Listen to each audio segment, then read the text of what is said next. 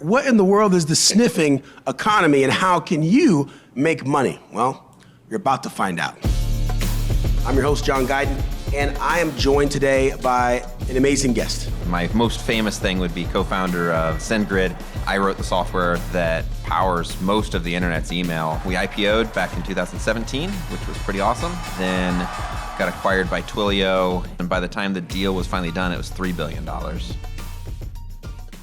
All right, it's time for another idea. This morning, we were talking with your wife about ideas, and she mentioned cancer-sniffing dogs and saying, hey, why don't we do more with that? We kind of looked up reasons why that's not used that much. But it leads to the other question of, okay, what other things can we train dogs to be able to smell and make use of? You're at the airport and then you have the bomb-sniffing dogs, right? So typically it's a law enforcement officer, they got the dog, and they're like, don't pet the dog, don't do anything. Apparently, there are now dogs that smell specific types of cancer. The question becomes, what are other applications for dogs in terms of being able to smell things? Once you come up with that, you say, okay, well, maybe where do you get all these dogs? Could I go and basically loan my dog out as a widget smelling dog? Wow. Okay, so I think we got there's two separate ideas here in the sniffing economy. Thing one is there a market for people who want to pay a subscription where you get sniffed by cancer sniffing dogs every month or every quarter to possibly get early detection? We did the first thing that anybody should do when you come up with an idea, and we Googled a little bit of data on it, right? You can go and train the dog to sniff out breast cancer, sure, but it's going to have an accuracy rate that isn't 100%. Well, what happens with the cases that my dog misses? Yeah. What's the consequence? I would be honestly fearful of doing this because I know there's probably more chance of people thinking, oh, well, the dog sniffed me, I'm good, and dying from cancer than people saying, oh, I caught something early and I was helped. Wow. Shoot. Well, that makes me nervous too. It's not to go and say that there's not more things that a dog could be trained to go and smell. Let's talk about that then. Let's talk about that. So that would not to get so dark. Yeah, cancer. We may or may not ever be ready for cancer sniffing dogs to be mainstream. But help us out in the comments. What other things can we identify or monetize in the sniffing economy?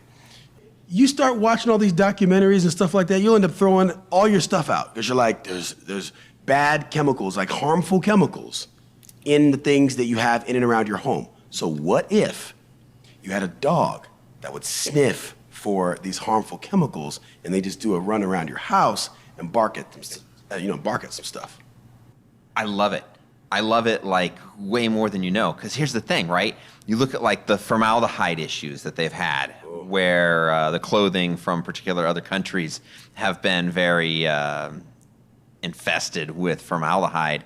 Instead of having like a dog I can rent, how hard would it be to train my dog to smell that? There's a couple different ways we play this. One, there could be a sniffing academy where you pick the hazard. There's tons to choose from. Here's a menu of all the bad things that can kill you in this world, and you choose the one that bothers you the most, and you can get your dog trained for one of these. Great. So you can pay to have your dog trained. Why would you do that? Two reasons.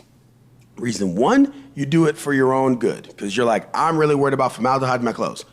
Reason two, you could monetize, you could make money lending your dog to somebody else who doesn't have a formaldehyde smelling dog that wants to check their clothes. And they would just pay whatever they pay, and it could be on some sort of app that looks where people are and where the dogs are.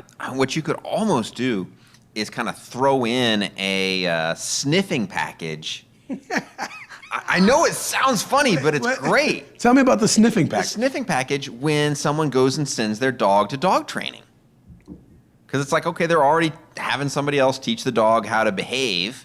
Well, why not throw in and we'll teach it to smell formaldehyde. We'll teach it to smell whatever thing that you're worried about. Standardizing the sniff curriculum for each thing, and then that way dog training companies can add this on. Yeah, it's an add-on. Okay, it's an add-on. Okay, It's an so I add-on like package. that. If you said X hazard can cause Y problem, and we have a dog that was trained to sniff it out, and in 2 minutes they can clear your house and tell you if you have this or not, sign me up. Yeah.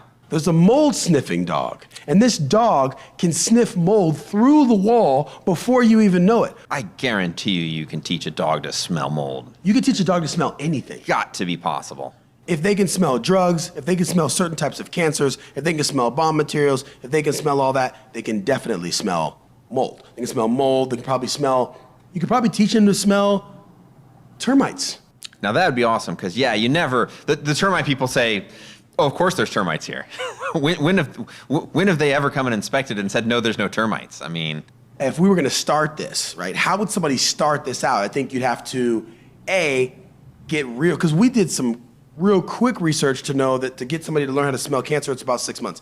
Is it 6 months for all scents, or is it longer for certain smells? And how would you go about doing that? So there's a process there. I would absolutely, if I was going to try and do this, if I was a dog trainer, I would be the perfect type of person because I've already got dogs that are coming to me for training. And so if I said, hey, by the way, I want to train your dog to smell something else. The trainer could just be part of the economy. But I would think the person who would be most likely to be able to do this would be a trainer because they already have that execute on it, or somebody needs to partner with a trainer for sure because they understand the game. Right. First thing is we have to establish a process for the training part. What does that look like? What's the curriculum on that? How does that work? What are the things that, as a consumer, I would be concerned enough to want to pay to have a dog smell my house or my car or my wardrobe, whatever, to find those things? But the bottom line is, what do you think about the sniffing economy? You think there's something here? I think there is. I think it started as we should be able to do this, and no, we can't, to now we actually have something somebody could test and can probably make money at with it. 100%. People just imagine you own 3 dogs. All of a sudden, you're like, I got one smelling this, I got one smelling that, I got one smelling this. That's going to become somebody's job. Somebody is going to literally be like, yeah, my job, think about a dog walker right now. Mm-hmm. They're like an agent. They're like, I walk 10 dogs, I walk 15 dogs. They will go to those busy dog owners, because clearly they're busy, they don't have time to walk their dogs, they have a dog walker. So then you're like, I want to be your dog's agent. The sniff agent will, on your behalf, take your dog and go do gigs. And then those gigs, a certain percentage will go to the agent, they'll get their 10%, and then you get your percentage, and we're good to go. So you're just like, wow, Fido's paying for kibbles and bits and then some. Fido's just part of the family in terms of the income for the family. Yes. And you're not instead of having to pay for something, you're actually getting paid for. Dogs are pulling their weight now. That's right, the dogs are pulling their weight. They are doing their thing. And now I bet you that would have other impacts, right? So think about shelters where dogs need homes and stuff, and rescues and things like that. All of a sudden, you're a member of the family, but now you're a contributing member of the family. That's compelling. Yeah. It's going to improve the quality of life for the dogs, the dog owners, and the people that are buying the services, because now they have peace of mind. They know their clothes are free of this hazard, and they know that their paint is free of that hazard, and they know that whatever else is there is done. This is great. I'm excited. I'm excited. I can't wait to see the sniffing economy take form. Somebody, let's go. Share this with somebody. You know somebody who owns a dog? Share it with them. You know somebody who trains dogs? Share it with them. Yes. Let's get a conversation. Let's start a conversation in the comments. Like this video, share this video, let us know what you think. Are we crazy, or did we just so happen to stumble on one of the next big economies in our world is the sniffing economy? Let us know what you think.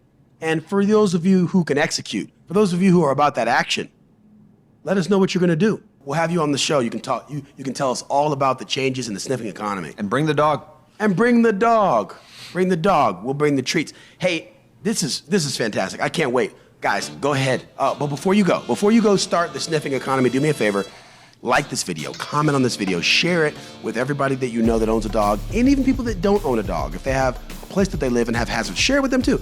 Subscribe to the channel, hit the notification bell, and we'll see you next time on another Wordless Idea.